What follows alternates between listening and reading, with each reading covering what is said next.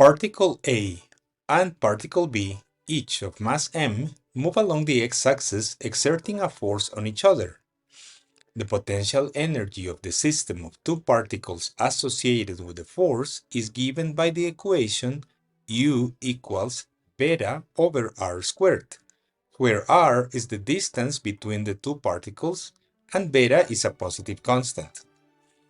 At time t equals 0, particle A is located at x equals 2d with an initial speed of v0 to the left, and particle B is at rest at the origin as shown in the figure above.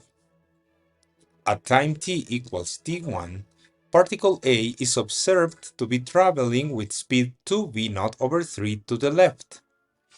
The speed and direction of motion of particle B is, because the potential energy of the system increases without bound when the distance between the particles decreases, the two particles experience a repulsive force that does not allow them to come into contact.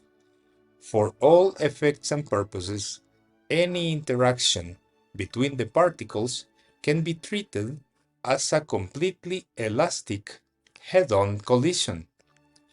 Using the equation for conservation of linear momentum and assigning a positive sign to the right, we have m times negative v0 is equal to m times negative 2v0 over 3 plus m times final velocity. The two masses are equal, so we can cancel mass out of the equation, and we have that the final velocity of particle B is equal to negative v0 plus 2v0 over 3, or negative v0 over 3.